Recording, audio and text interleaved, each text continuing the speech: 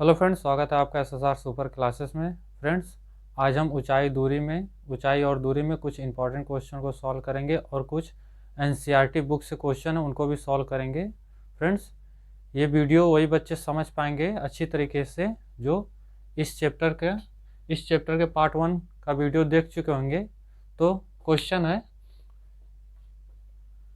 है भूमि के एक बिंदु से जो मीनार के पाद बिंदु से 30 मीटर की दूरी पर है, मीनार के शिखर का उन्नयन कोण 30 अंश है, तो मीनार की ऊंचाई ज्ञात कीजिए। हम इसे सॉल्व करेंगे। फ्रेंड्स, क्वेश्चन को ध्यान से एक बार पढ़ लेना है, फिर उसके बाद और जैसे जैसे क्वेश्चन में कहा गया है उसी तरह हम फिगर बनाएंगे और फिगर को समझ करके हम सॉल्व करेंगे। तो दिया है भूमि के एक बिंदु से, मान लीजिए ये भूमि है, इस बिंदु से जो मीनार के पाद बिंदु से 30 मीटर दूर पर है, 30 मीटर की दूरी पर है। तो हमें एक बिंदु बताया है और एक मीनार की बात की गई है। तो ये मान लीजिए मीनार है और कहा गया है मीनार के पाद, ये मीनार का पाद है, ये मीनार का शिखर है। तो कहा है मीनार के पाद बिंदु से 30 मीटर की दूरी पर है, यानी कि ये जो बिंदु है वो मीनार के पाद से 30 मीटर की दूरी पर है। ठीक है फ्रेंड्स, फिर कहा है मीनार के शिखर का उन्नयन कोण, ये मीनार का शिखर है, उसका उन्नयन कोण 30 अंश है। तो ये उसके शिखर से जो कोण है वो 30 अंश है। ठीक है फ्रेंड्स, पूछा है मीनार की ऊंचाई ज्ञात कीजिए। तो ये जो मीनार है इसकी ऊंचाई हमें ज्ञात करना है। हम इसको कुछ मान ले रहे हैं ABC। क्वेश्चन को पढ़ करके हमने फिगर को बना लिया, अब हमें मीनार की ऊंचाई ज्ञात करना है। ठीक है फ्रेंड्स, तो हम लिखेंगे त्रिभुज ACB में। फ्रेंड्स, हमें जो जो क्वेश्चन में दिया हुआ है उसे हम पहले नोट कर लेंगे। तो हमारा दिया है लंब AB = दिया है H और हमारा आधार है BC = 30 मीटर। ठीक है फ्रेंड्स, और थीटा = दिया है 30 अंश। तो हम लिखेंगे लंब, तो हम लिखेंगे tan थीटा = लंब बटे आधार। क्योंकि हम इसको इसलिए लिख रहे हैं क्योंकि tan थीटा बराबर होता है लंब बटे आधार, जो कि इसमें हमें थीटा की वैल्यू भी मिल जाएगी, लंब की वैल्यू भी मिल जाएगी और आधार की वैल्यू भी मिल जाएगी। तो हम इसे सिमिलरली इन सभी मानों को इसमें रख देंगे। tan थीटा की वैल्यू 30 अंश है, tan 30 अंश = लंब की वैल्यू है H है और आधार है हमारा 30।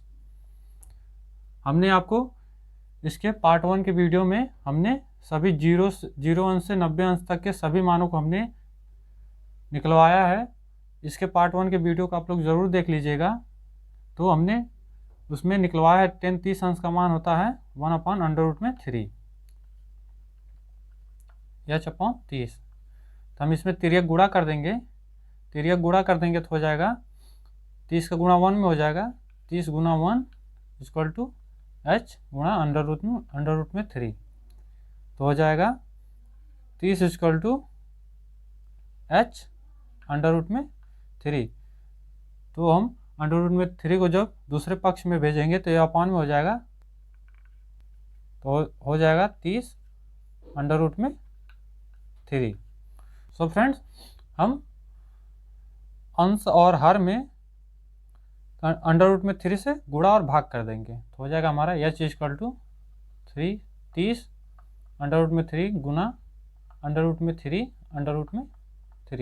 जब गुना करेंगे तो अंडर रूट हट जाएगा और 3 बचेगा। तो लिखेंगे 30 √3 अपान में इसका जब गुना करेंगे तो अंडर रूट हट जाएगा और 3 बचेगा।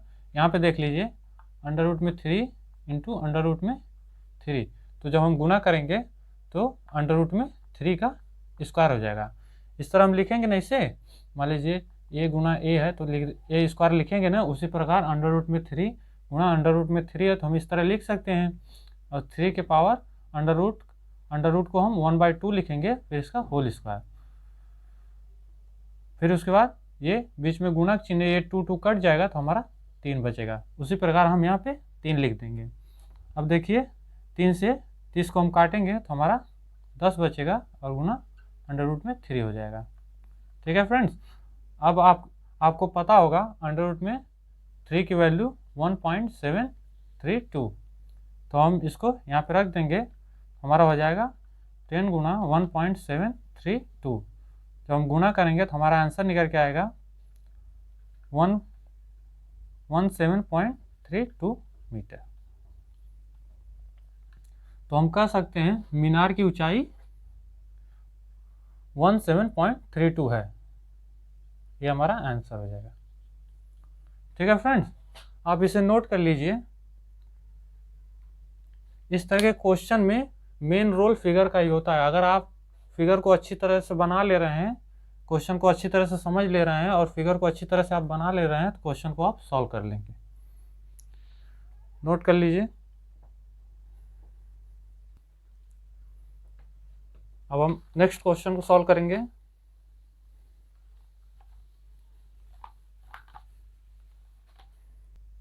अगला क्वेश्चन है आंधी आने से एक पेड़ टूट जाता है और टूटा हुआ भाग इस तरह मुड़ जाता है कि पेड़ का शिखर जमीन को छूने लगता है और इसके साथ 30 अंश का कोण बनाता है। पेड़ के पाद बिंदु की दूरी जहां पेड़ का शिखर जमीन को छूता है 8 मीटर है।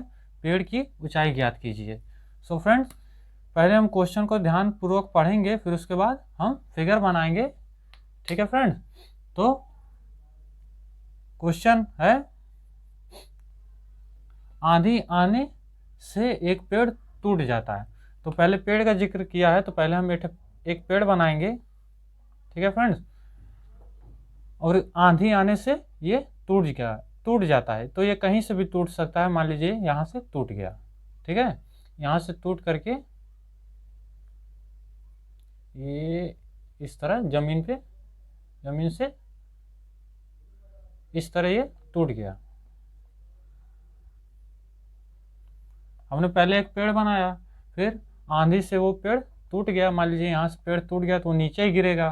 फिर उसके बाद दिया है टूटा हुआ भाग इस तरह मुड़ जाता है कि पेड़ का शिखर जो है, ये जो शिखर था जमीन को, यहाँ पे जब ये गिरेगा तो इसका जो शिखर यहाँ पे आ जाएगा तो ये जमीन को छूने लगता है। तो ये जमीन को छूने लगता है। ठीक है, पेड़ देखिए जमीन पर ही लगा है और ये जमीन को छूने लगता है। तो हमने इस तरह फिगर को बना लिया। फिर उसके बाद और इसके साथ 30 अंश का कोण बनाता है। तो ये कोण बनेगा, ये 30 अंश का बनेगा। फिर पूछा है पेड़ के पाद बिंदु की दूरी, जो पेड़ के पाद बिंदु को कहा है तो ये पाद बिंदु है पेड़ का। पेड़ के पाद बिंदु की दूरी जहां पेड़ का शिखर जमीन को छूता है 8 मीटर है। तो ये जो पाद बिंदु से जहां वो जमीन को छूता है उसकी दूरी 8 मीटर है।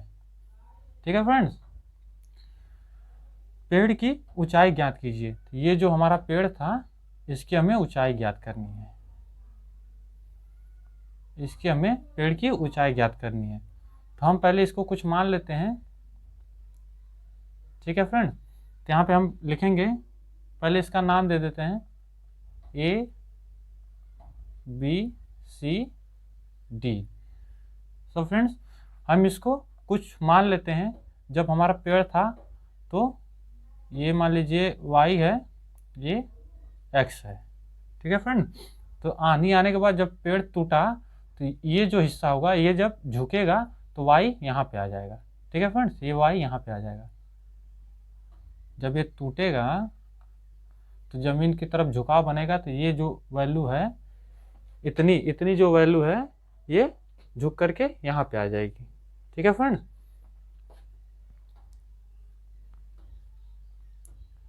और ये सी से डी तक की जो दूरी है वो 8 मीटर दी हुई है क्वेश्चन में। सो फ्रेंड्स, हमें ए से सी तक की ऊंचाई को ज्ञात करना है। तो हम लिखेंगे, इतना करने के बाद हम लिखेंगे पेड़ की ऊंचाई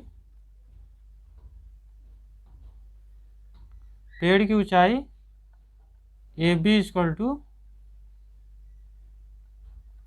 equal to y plus x. फिर उसके बाद हम लिखेंगे त्रिभुज बी डी सी में हम डी को बीच में इसलिए लिख रहे हैं क्योंकि डी पॉइंट पर ही कोण बना है, इसलिए हम डी को बीच में लिख रहे हैं। ठीक है फ्रेंड्स। तो हम लिखेंगे B C upon C D लंब बटे आधार। तो हमारा हो जाएगा लंब बी सी बराबर x है और आधार सी डी बराबर 8 है। पहले हम x की वैल्यू निकालेंगे, फिर उसके बाद हम y की वैल्यू निकालेंगे। इन दोनों को जब हम जोड़ देंगे तो हमारी पेड़ की ऊंचाई ज्ञात हो जाएगी। ठीक है फ्रेंड्स, इसलिए हमने इसको पहले लिख लिया है। तो हम पहले x की वैल्यू निकालेंगे, फिर उसके बाद y की वैल्यू निकालेंगे, फिर दोनों को जोड़ देंगे, हमारा जो मान आएगा वो पेड़ की ऊंचाई हो जाएगी। तो हम लिखेंगे, और थीटा इक्वल टू दिया है 30। तो हम लिखेंगे tan थीटा इक्वल टू लंब बटे आधार। तो थीटा इक्वल टू है 30 अंश, tan 30 अंश इक्वल टू x अपॉन 8।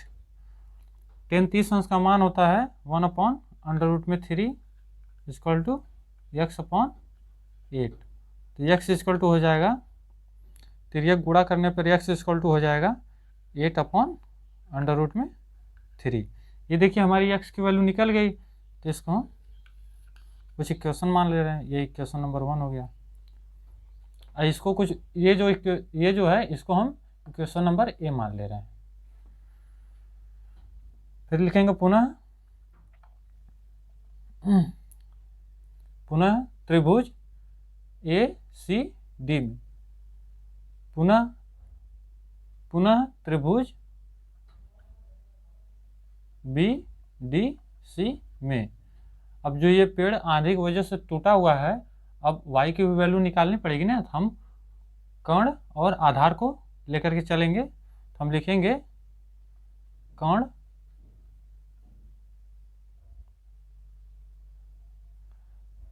हमारा कर्ण हो जाएगा B D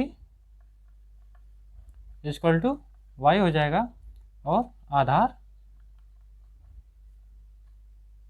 C D equal to हो जाएगा 8, और थीटा इक्वल टू हमारा 30 अंश। तो हमने आपको बताया था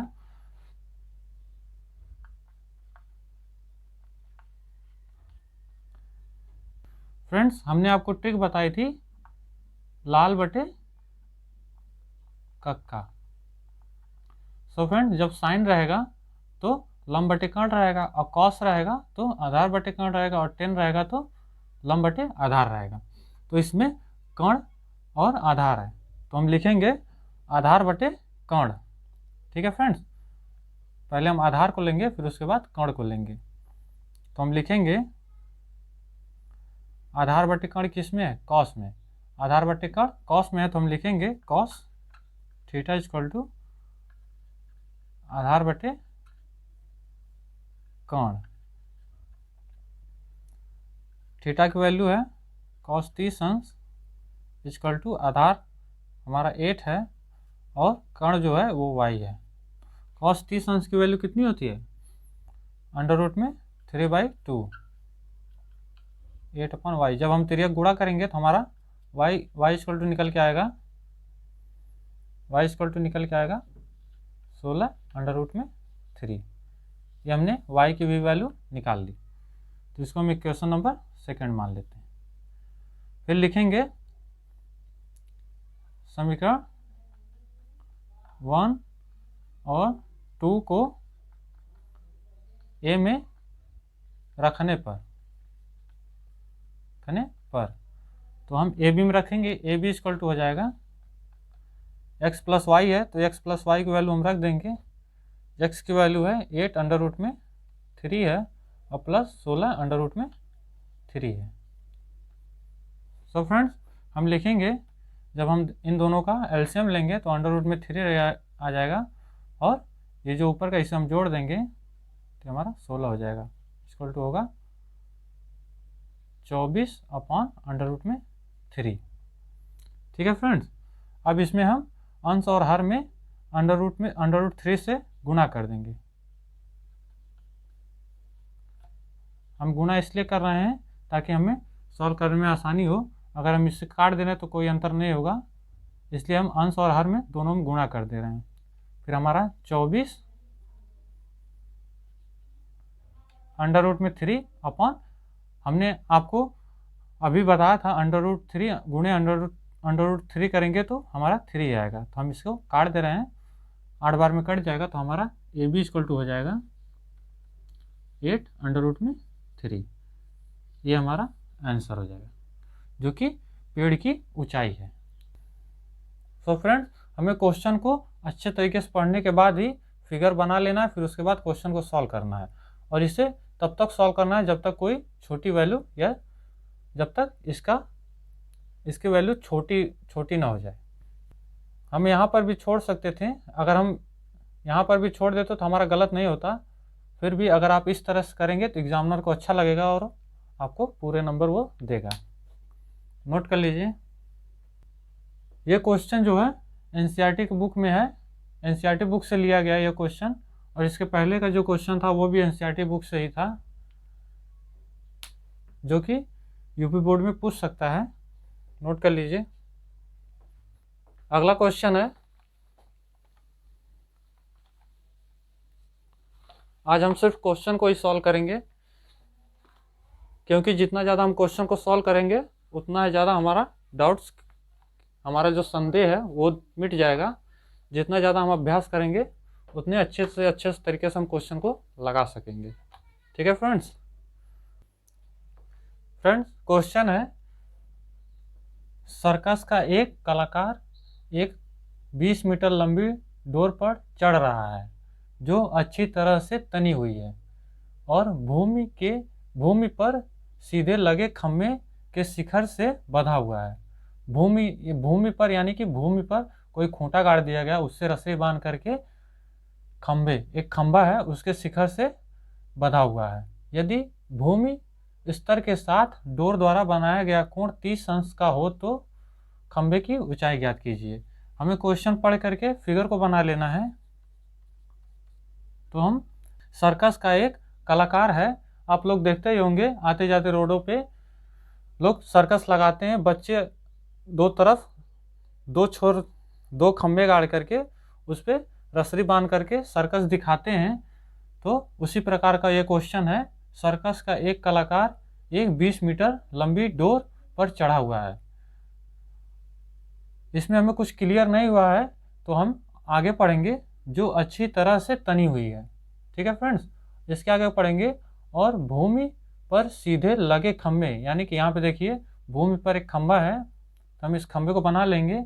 और फिर कहा है भूमि पर सीधे लगे खंभे के शिखर, ये भूमि का शिखर है, ये पाद है, शिखर से बंधा हुआ है, यहाँ से बंधा हुआ है।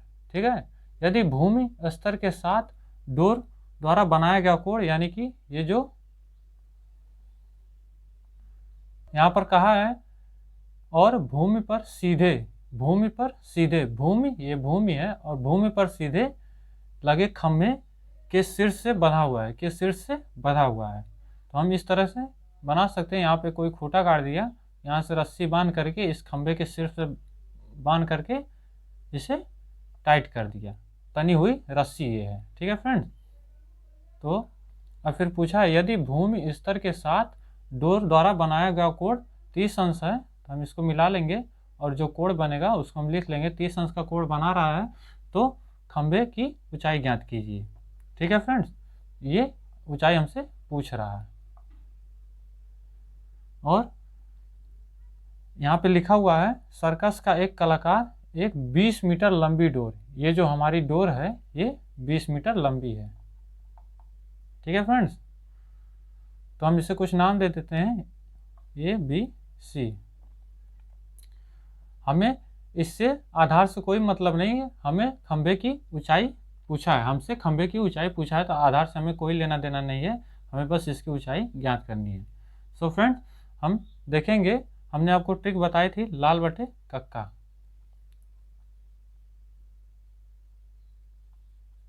ठीक है फ्रेंड्स, ये हमारा लंब है, ये हमारा कर्ण है, तो किस मान पर लंब बटे कर्ण मिल रहा है, तो हम देखेंगे साइन में लंब बटे कर्ण मिल रहा है, तो हम साइन का यहाँ पे साइन के थ्रू हम क्वेश्चन को सॉल्व करेंगे। तो हम लिखेंगे माना AB = H। हमें ये क्वेश्चन में दिया नहीं रहता, हमें इसे मान करके लिखना पड़ता है ताकि हम क्वेश्चन को अच्छी तरह से सॉल्व कर सकें। ठीक है फ्रेंड्स, फिर हम लिखेंगे त्रिभुज ACB में हमारा दिया है लंब दिया है AB, जो हमने माना है वो H है, और कर्ण जो है AC वो 20 है जो कि क्वेश्चन में दिया हुआ है, और हमसे यही लंब पूछ रहा है, और थीटा = दिया है 30 है। हम लिखेंगे लंब बटे कर्ण किस में होता है, साइन बराबर ये होता है लंब बटे कर्ण, तो हम लिखेंगे साइन थीटा = लंब बटे कर्ण। तो हम लिखेंगे, अब यहाँ पे इन सभी की वैल्यू को यहाँ पे हम रख देंगे, तो लिखेंगे साइन 30 अंश = लंब की वैल्यू है H है, कर्ण की वैल्यू 20 है, तो हम लिख देंगे, और साइन 30 अंश की वैल्यू कितनी होती है 1/2 होती है, H/20। अब हम तिर्यक गुणा कर देंगे तो हो जाएगा H = हो जाएगा 20/2, तो ये 2 से कट जाएगा, तो हमारा आंसर आ जाएगा H = 10 मीटर। ये हमारा आंसर हो जाएगा। तो हमने H = निकाल लिया 10 मीटर। हमसे पूछा था खंभे की ऊंचाई ज्ञात कीजिए, तो हमने माना था ना खंभे की ऊंचाई H है, तो हमें H = निकालना है, तो ये हमारा आंसर हो जाएगा। नोट कर लीजिए। अब हम इसे मिटा दे रहे हैं। ये क्वेश्चन NCERT के बुक में है, हमें क्वेश्चन को अच्छी तरीके से बनाने पर ये क्वेश्चन को सॉल्व करना है, उसमें क्या दिया है और क्या पूछ रहा है इसका हम विशेष ध्यान रखेंगे। ठीक है फ्रेंड्स, नेक्स्ट क्वेश्चन है। सो फ्रेंड, क्वेश्चन है भूमि से 60 मीटर की ऊंचाई पर एक पतंग उड़ रही है। भूमि से 60 मीटर की एक ऊंचाई पर पतंग उड़ रही है। पतंग से लगी डोरी को अस्थायी रूप से भूमि के एक बिंदु से बांध दिया गया है। भूमि के साथ डोरी का झुकाव 60 अंश है, यह मानकर कि डोरी में कोई ढील नहीं है। जब हम पतंग को खरीदने जाते हैं तो उसमें एक रील मिलती है, उस रील को पूरा छोड़ दिया गया है, अब उसमें रील नहीं है, तो लिखा है यह मानकर कि डोरी में कोई ढील नहीं है। ढील का मतलब वही कि धागा अब नहीं है। डोरी की लंबाई ज्ञात कीजिए, जो डोरी छोड़ी गई है उसकी लंबाई ज्ञात कीजिए। ठीक है फ्रेंड्स, हम क्वेश्चन को पढ़ करके फिगर को बनाएंगे। तो भूमि से 60 मीटर की ऊंचाई पर एक पतंग उड़ रही है, तो ये मान लीजिए भूमि है, ये 60 मीटर की ऊंचाई पर ये पतंग उड़ रही है। ठीक है, ये मान लीजिए पतंग उड़ रही है। पतंग से लगी डोरी को अस्थायी रूप से भूमि के एक बिंदु से बांध दिया गया। मान लीजिए यहाँ पर उसे बांध दिया गया है। कभी भी पतंग उड़ती है तो इसकी जो डोरी होती है वो सीधे नहीं होती है, यू के आकार में होती है। ठीक है,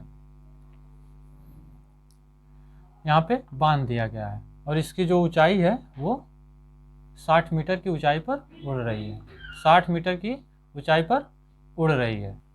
फिर हम इसको मिला देंगे, ये हमारी पतंग 60 मीटर की ऊंचाई पर उड़ रही है। तो आगे कहा है भूमि के साथ डोरी का झुकाव 60 अंश है। भूमि के साथ, ये जो भूमि हमारी उसके साथ ये जो डोरी है, पतंग की जो डोरी है, उसका झुकाव जो है, झुकाव कोण 60 अंश है। तो क्वेश्चन के थ्रू हमने फिगर को बनाया, यह मानकर कि डोरी में कोई ढील नहीं है। तो हमने आपको बताया ना कि जब आप रील खरीदने जाते हैं, उस रील में जब आप पूरे रील यानी कि पूरे धागा को छोड़ देते हैं, तो उसमें जब रील नहीं बचती है तो उसी को कह रहा है उसमें कोई ढील नहीं है। तो डोरी की लंबाई ज्ञात कीजिए। ये जो हमारी डोरी है, इसी की लंबाई पूछ रहा है। ठीक है फ्रेंड्स, पतंग से भूमि तक की डोरी की लंबाई पूछ रहा है।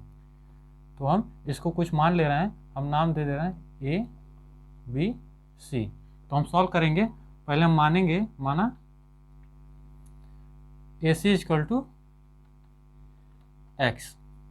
ठीक है फ्रेंड्स, हम लिखेंगे त्रिभुज, हमसे देखिए डोरी की लंबाई पूछा है, तो डोरी की लंबाई पूछा है और ये दिया हुआ है, तो हमें आधार से कोई मतलब नहीं है। तो हमें जो दिया है उसी को हम लेकर के क्वेश्चन को सॉल्व कर देंगे। तो त्रिभुज ACB में सो फ्रेंड्स, क्वेश्चन में दिया है AB लंब,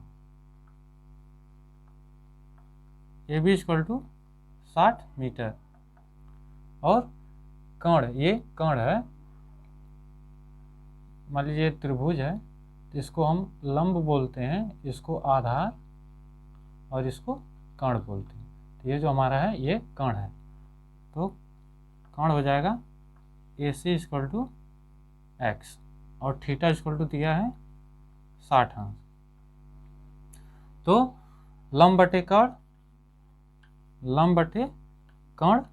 किसके बराबर होता है? साइन थीटा के।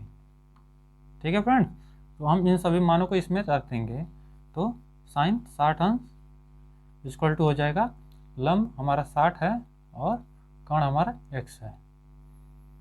अब हम लिखेंगे साइन 60 अंश की वैल्यू क्या होती है। हमने आपको इसके पार्ट 1 की वीडियो में हमने 0 अंश से 90 अंश तक के सभी मानों के लिए हमने एक ट्रिक के मदद से हमने पूरा सॉल्व कराया है। आप उसको जाकर के देख लीजिएगा, एक बार देख लीजिएगा। तो साइन 60 अंश की वैल्यू होती है अंडर रूट में 3/2, अब इक्वल टू 60/x। तो हम इसका तिर्यक गुणा कर देंगे, तो हमारा x इक्वल टू हो जाएगा, हमारा x इक्वल टू हो जाएगा 60 गुना, यहाँ पे ये तिर्यक गुणा होगा तो 2 इसके पास चला जाएगा, यहाँ पे 2 हो जाएगा, फिर ये अंडर रूट में 3 आ जाएगा यहाँ पे, और x यहाँ पे चला जाएगा तो अंडर रूट में 3 हो गया। सो फ्रेंड, इसके बाद हम अंश और हर में अंडर रूट में 3 से गुणा और भाग कर देंगे। तो हम लिखेंगे 60 गुना 2 गुना अंडर रूट में 3 अपॉन में अंडर रूट में 3 गुना अंडर रूट में 3। इसको हम काट देंगे तो इसमें कोई अंतर नहीं होगा। तो जब आपस में हम इनका गुणा करेंगे तो 60 गुना 2 गुना अंडर रूट में 3 अपॉन में ये 3 हो जाएगा। तो ये 3 से 60 कट जाएगा, तो ये यहाँ पे 20 हो जाएगा। तो 20 गुना 2 गुना अंडर रूट में 3, तो हमारा x इक्वल टू निकल के आ जाएगा 40 अंडर रूट में 3। हम इसको और भी सॉल्व कर सकते हैं, लिखेंगे x इक्वल टू 40 गुना 1.732, अंडर रूट में 3 की वैल्यू 1.732 होती है। ये आपको याद रखना है, ये आपको क्वेश्चन में अगर दिया रहेगा तो ठीक, नहीं तो आपको ये याद रखना है। और अंडर रूट में 2 की भी वैल्यू याद रखनी है, 1.14। इन दोनों वैल्यू को आपको याद रखना है, फिर आगे हम सॉल्व करेंगे। मान लीजिए ये 4 गुना 17.32, हमारा आंसर हो जाएगा 82.96, हमारा 6 हो जाएगा। ये हमारा x की वैल्यू निकल जाएगी, जो कि डोरी की लंबाई है। ठीक है फ्रेंड्स, हम चाहें तो यहाँ पर भी लिख करके छोड़ सकते हैं, यह भी आपका आंसर ही हो जाएगा। अगर यहाँ तक सॉल्व कर देंगे तो एग्जामिनर आपको और अच्छे नंबर से, अब आपका एक भी नंबर नहीं कटेगा और इस पर आपको अच्छे नंबर मिल जाएंगे। ठीक है फ्रेंड्स, नोट कर लीजिए। अब हम इसको मिटा दे रहे हैं।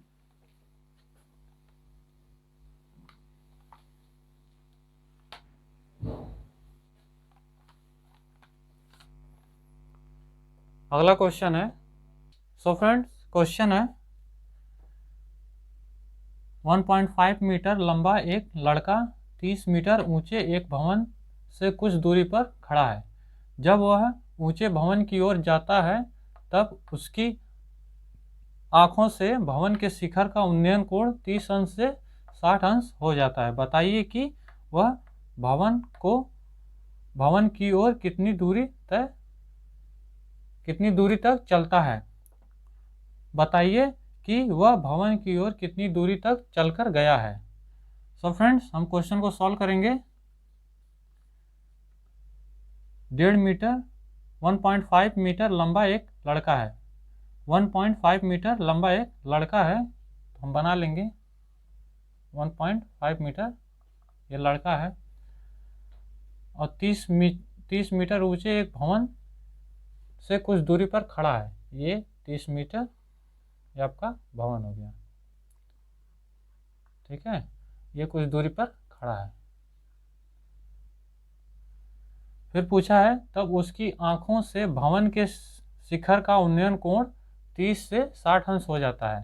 तो मान लीजिए ये उसकी आंखें हैं, तो उसकी आंखों से ये जो कोण बन रहा है वो 30 अंश एक बार बनेगा, और कहा है उन्नयन कोण 30 अंश से 60 अंश हो जाता है, तो एक बार तीसरा होगा। बताइए कि वह भवन की ओर कितनी दूरी तक चलकर गया है।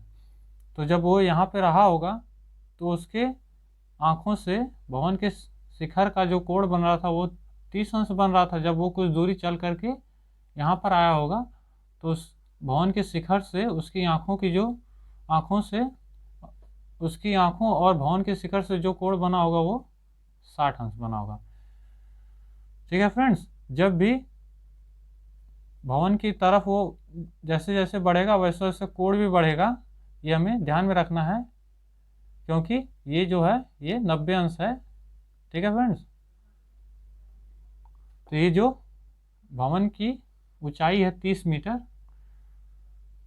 उसमें से हम 1.5 मीटर को घटा देंगे। ठीक है फ्रेंड्स, क्योंकि उसकी आंखों से वो उसकी आंखों से शिखर का जो कोण बना है, उसकी भवन के शिखर से जो कोण बना है वो लड़के के आंखों से बना है। तो जो लड़के की लंबाई है 1.5 हम 30 में से घटा देंगे, तो ये जो हमारी भवन की हाइट होगी वो होगी 28.5 मीटर, और ये जो हमारी 1.5 ये, जब हम दोनों को जोड़ेंगे तो ये पूरा 30 मीटर हो जाएगा। तो हम इसे कुछ मान लेते हैं, ये ए हो गया, ये बी हो गया, ये सी हो गया, ये डी हो गया। ठीक है फ्रेंड्स, इसको हम कुछ मान लेते हैं, इसको हम एक्स मान लेते हैं और इसको वाई। ठीक है, एक बार फिर से क्वेश्चन को पढ़िए। 1.5 मीटर लंबा एक लड़का 30 मीटर ऊंचे एक भवन से कुछ दूरी पर खड़ा है। ये लड़का है 1.5 मीटर का और भवन से कुछ दूरी पर खड़ा है। वह ऊंचे भवन की ओर जाता है, ये ऊंचे भवन की ओर जाता है।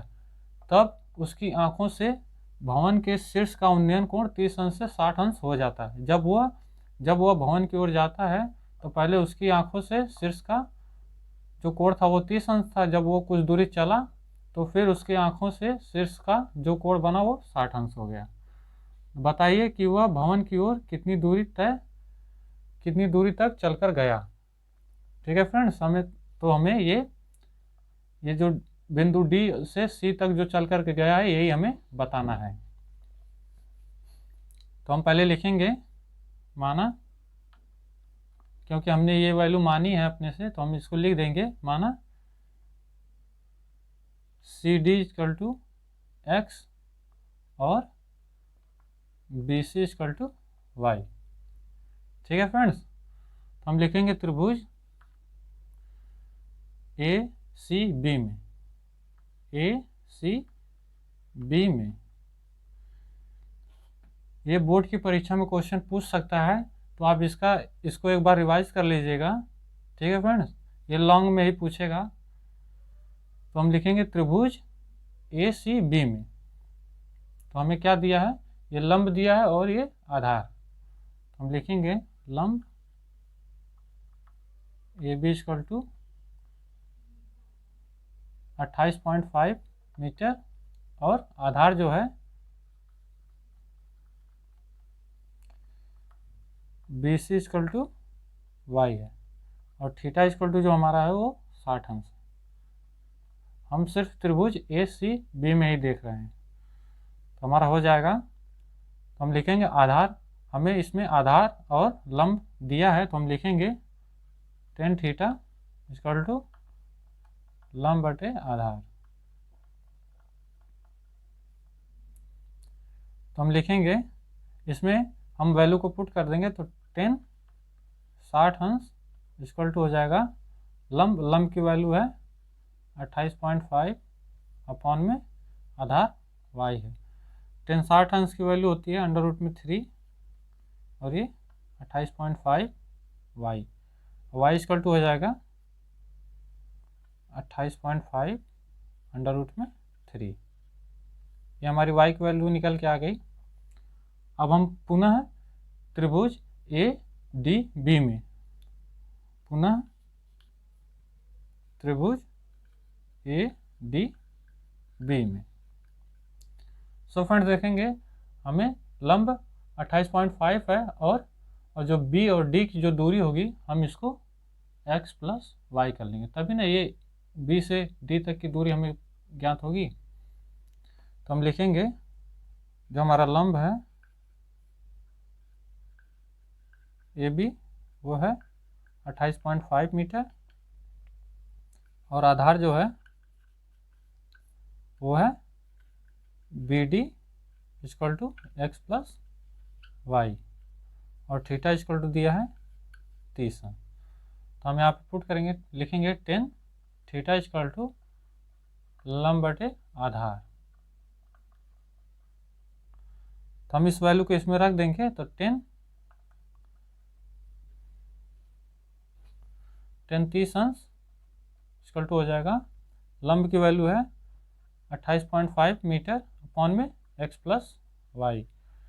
tan 30 अंश की वैल्यू होती है 1/√3 equal to 28.5 x plus Y. तो हम तिर्यक जब गुणा करेंगे, तिर्यक गुणा देखिए a अपॉन बी में है इक्वल टू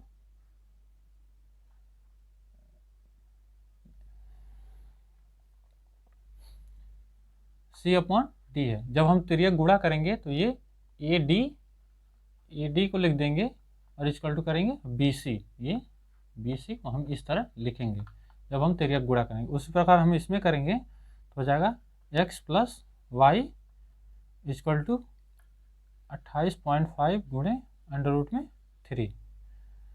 अब हम y की वैल्यू इसमें रख देंगे, ये जो हम y की वैल्यू निकाले हैं इसको हम इसमें रख देंगे, तो हमारा हो जाएगा, क्योंकि हमें यही निकालना है ना कि लड़का जब चला तो वो कितनी दूर जाकर के, मतलब यहाँ पे देखिए 30 मीटर ऊंचे एक भवन से कुछ दूरी पर लड़का खड़ा है जब वह ऊंचे भवन की ओर जाता है। तो हमें यही ज्ञात करना है, जब वह ऊंचे भवन की ओर जाता है तब उसकी आंखों से भवन का शिखर का उन्नयन कोण 30 अंश से 60 अंश हो जाता है। 30 अंश से यहाँ पे जब था तो वो 30 अंश था, जब वो चला तो 60 अंश हो गया। तो बताइए वह भवन से भवन की ओर कितनी दूरी तक चलकर गया, तो हमें यही x निकालना है। तो हम y की वैल्यू को यहाँ पे रख देंगे, तो हमारा हो जाएगा 28.5 अपॉन में √3 इक्वल टू 28.5 गुणा √3। तो हम इस वैल्यू को दूसरे पक्ष में जब भेजेंगे तो ये प्लस है तो माइनस हो जाएगा, x इक्वल टू 28.5 गुणा √3 ये माइनस हो जाएगा, तो लिखेंगे 28.5 अंडर रूट में 3। जब हम इसे सॉल्व करेंगे तो हम लिखेंगे x इक्वल टू हो जाएगा, देखिए 28.5 को 28.5 को हम कॉमन ले ले रहे हैं ताकि सॉल्व करने में आसानी होगी। फिर इसमें से बचेगा अंडर रूट 3 बच जाएगा, हम लिख देंगे और बीच में माइनस माइनस लगा देंगे। हमने 28.5 को कॉमन ले लिया है तो हम यहाँ पे 1/√3 लिख देंगे। अब हम इसको सॉल्व करेंगे तो अंडर रूट 3 का गुणा कर देंगे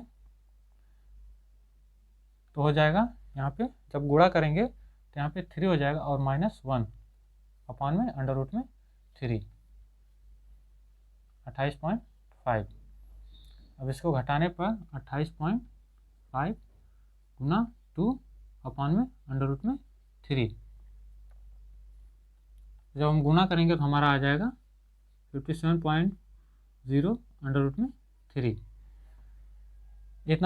इतना जब आ जाएगा तो हम इसमें अंश और हर में अंडर रूट 3 से गुणा भाग कर देंगे, अंडर रूट 3 से गुणा भाग कर देंगे तो हमारा जो अंडर रूट 3 है तो गुणा जब करेंगे तो यहाँ पे नीचे अंश हर में 3 बचेगा और ये हर में अंडर रूट 3 बचेगा। तो हम लिखेंगे 57 अंडर रूट 3 अपॉन में 3 से काटेंगे तो 19 बार में कट जाएगा, तो हम लिखेंगे x equal to 19 under root 3 metre.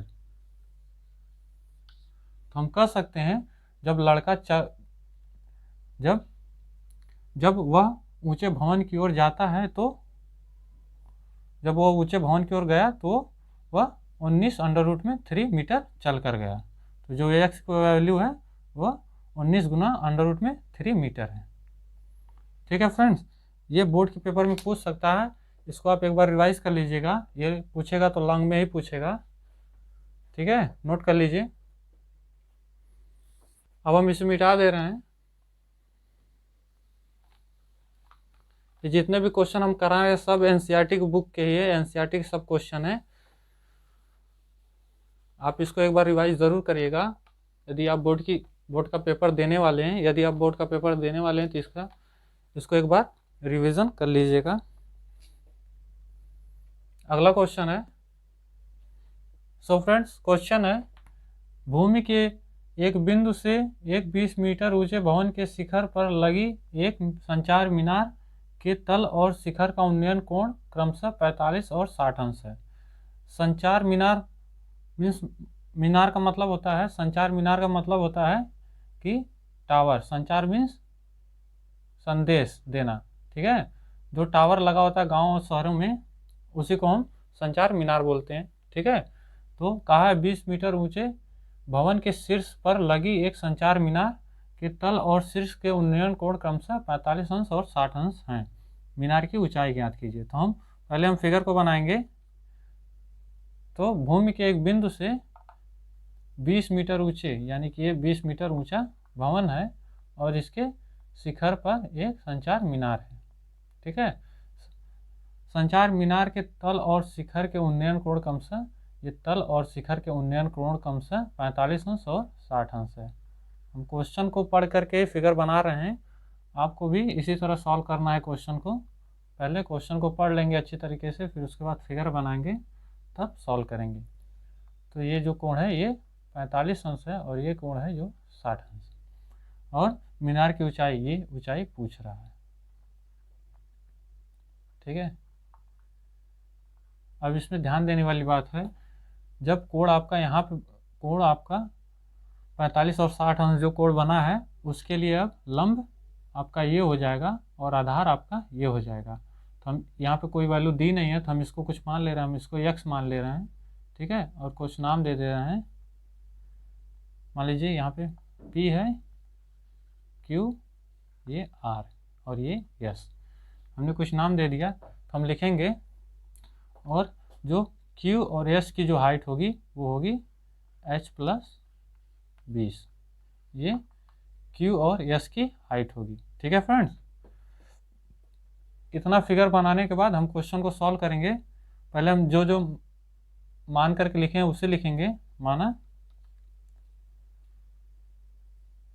P S equal to X और Q R equal to H. हमें हाइट निकालना है, मीनार की ऊंचाई निकालना है। हम लिखेंगे त्रिभुज पी क्यू एस में, पी क्यू एस में जब भी कोण यहाँ पे है तो इस कोण के लिए, कोण के सामने की जो रेखा होगी या जो भुजा हो जाएगी वो उसके लिए लंब हो जाएगा और ये आधार हो जाएगा। तो हम इसको P और Q को, P और S को हम लंब कहेंगे और ये आधार हो जाएगा त्रिभुज का। तो हम लिखेंगे लंब PS इक्वल टू एक्स और जो आधार है वो QS, आधार QS इक्वल टू हो जाएगा H प्लस 20। ठीक है फ्रेंड, और जो थीटा की वैल्यू है वो 45 अंश हो जाएगी। तो हम लिखेंगे tan थीटा इक्वल टू लंब कौन में आधार। अब हम दी गई वैल्यू को इसमें रख देंगे तो हो जाएगा tan 45 अंश, tan 45 अंश इक्वल टू हो जाएगा लंब हमारा x है और आधार है h प्लस 20। tan 45 अंश का मान 1 होता है तो हम लिखेंगे 1 इक्वल टू एक्स अपॉन में h प्लस 20। तो हमारा हो जाएगा h plus 20 equal to X. जब हम तिर्यक गुणा करेंगे तो हमारा ये निकल के आएगा। इसको हम इक्वेशन नंबर 1 मान ले रहे हैं। फिर पुनः त्रिभुज पी आर एस में, पुनः त्रिभुज पी आर एस में देखेंगे इस कोण के लिए पी एस जो हो जाएगा वो लंब हो जाएगा और आर एस आधार हो जाएगा। तो हम लिखेंगे लंब पी एस इक्वल टू हो जाएगा एक्स और आधार हमारा हो जाएगा आर एस इक्वल टू हो जाएगा 20 और थीटा की वैल्यू है इसमें 60 अंश। तो हम लिखेंगे tan 60 अंश इक्वल टू लंब ते आधार, tan थीटा इक्वल टू लंब बटे आधार। अब इस वैल्यू को हम इसमें रख देंगे तो हो जाएगा tan 60 अंश इक्वल टू लंब की वैल्यू है x और आधार की जो वैल्यू है वो 20। ठीक है फ्रेंड्स, tan 60 अंश का मान होता है 1/3, 1 अपन नहीं होगा, √3 होगा। जब यहाँ पे tan 30 अंश दिया रहेगा तब 1/3 होगा। हम लिखेंगे x अपन 20। हम तिर्यक गुणा कर देंगे तो हमारा x इक्वल टू हो जाएगा 20/3। अब इस x की वैल्यू को हम इक्वेशन नंबर 1 में रख देंगे। तो लिखेंगे x का मान समीकरण 1 में रखने पर, तो हम लिखेंगे x का मान समीकरण 1 में रखने पर, तो हम x के जो मान है उसे हम समीकरण नंबर 1 में रखेंगे तो h plus 20 equal to x का मान है 20 गुना √3। तो जब हम 20 को दूसरे पक्ष में भेजेंगे तो हो जाएगा हमारा h इक्वल टू 20/3 माइनस 20। तो हम 20 इसमें देख लिए, 20 जो इसमें कॉमन ले रहे हैं तो हो जाएगा हमारा √3 माइनस 1। अब आपको पता होगा √3 का मान 1.732, हम इसमें रख देंगे तो हो जाएगा 1.732 माइनस 1। हम घटा देंगे तो हो जाएगा 20 गुना 0.732। h इक्वल टू हो जाएगा, गुणा करने पर आंसर निकल करके आएगा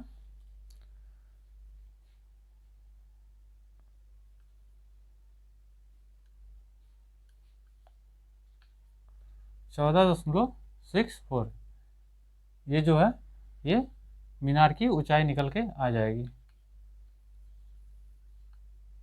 नोट कर लीजिए। अब आप नोट कर चुके होंगे, हम इसे मिटा दे रहे हैं।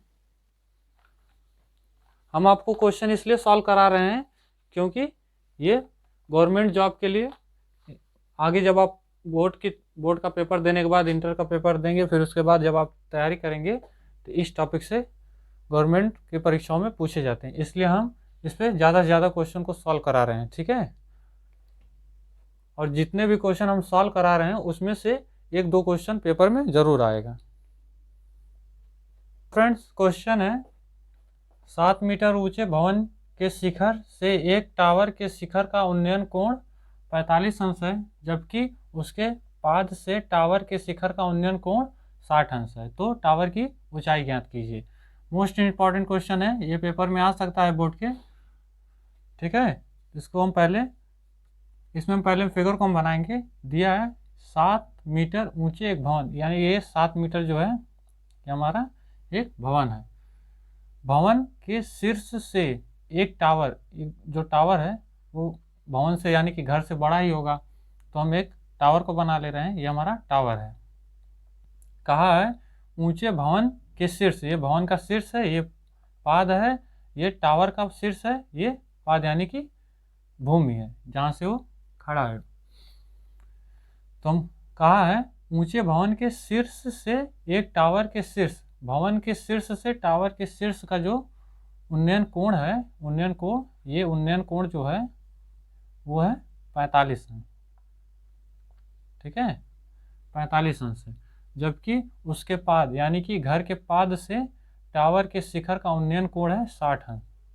टावर के शिखर का उन्नयन कोण ये 60 अंश है, ये 60 अंश है। तो टावर की ऊंचाई ज्ञात कीजिए। ठीक है फ्रेंड्स,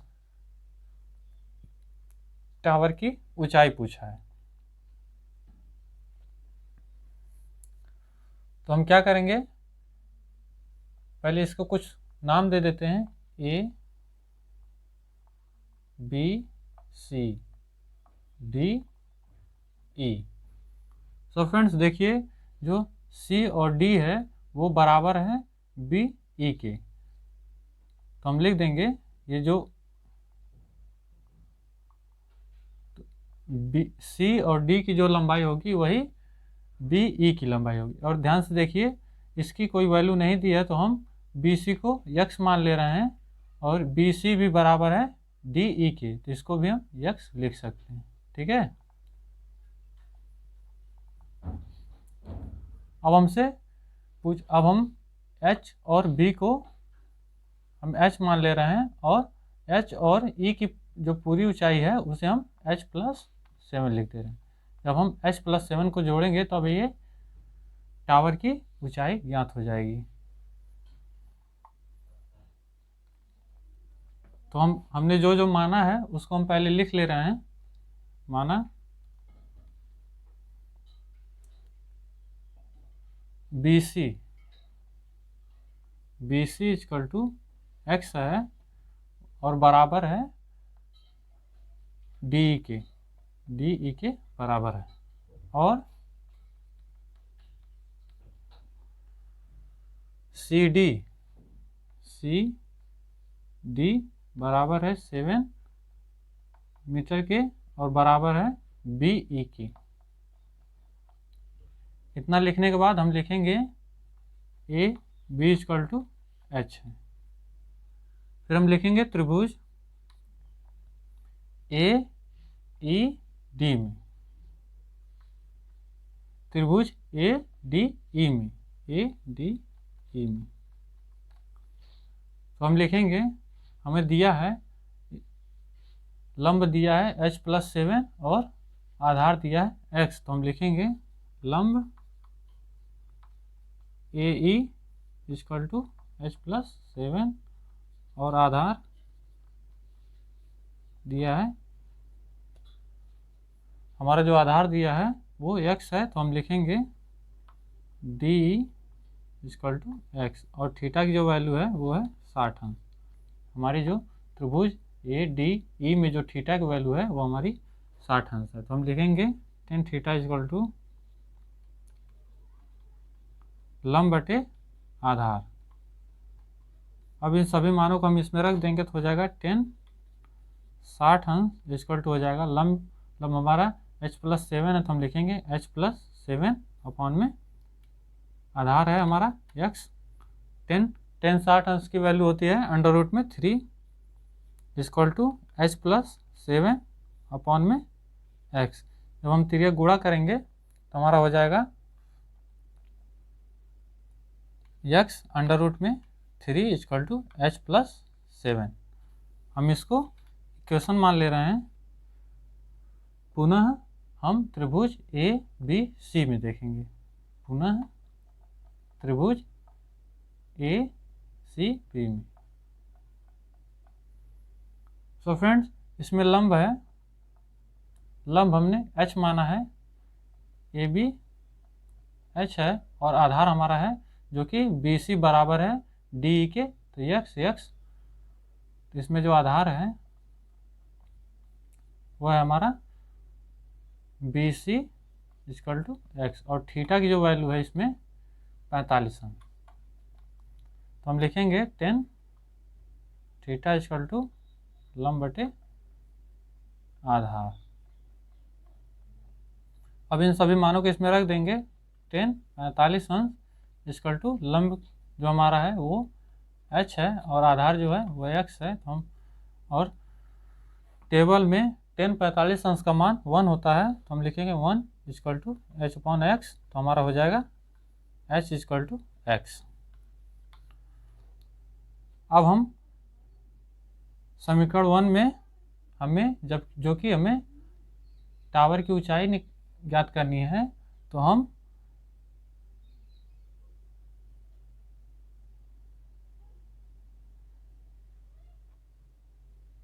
हमें इसमें से h की वैल्यू निकालना है। तो हमें x की वैल्यू समीकरण नंबर 1 में रख देनी है। तो हम लिखेंगे x का मान समीकरण 1 में रखने पर, तो जहाँ पे x है वहाँ पे हम h रख देंगे, तो हो जाएगा हमारा h √3 equal to h plus 7। यहाँ पे देखिए x है, तो यहाँ पे जो कि h बराबर x है, तो हम x की वैल्यू जब समीकरण नंबर 1 में रखेंगे तो x की जगह पे h हो जाएगा। तो हम लिखेंगे h √3 equal to h plus 7। तो हम 7 को h जो है हम दूसरे पक्ष में ले लेंगे, तो माइनस में हो जाएगा h √3 minus h equal to 7। इसमें h कॉमन है, तो h को हम कॉमन ले लेंगे, √3 हो जाएगा और यहाँ पे 1 हो जाएगा, इक्वल टू 7 हो जाएगा। ठीक है फ्रेंड्स, हम लिखेंगे h इक्वल टू हो जाएगा हमारा 7 अपॉन √3 माइनस 1। ठीक है, अब हमने h का मान निकाल लिया है। अब इस h के मान को हम समीकरण नंबर a में रखेंगे। आप चाहे तो इसे और भी सॉल्व कर सकते हैं। इसका हम परमेयीकरण कर देंगे, तो अंश और हर में √3 प्लस 1 से गुणा और भाग कर देंगे। इसको हम परमेयीकरण बोलते हैं।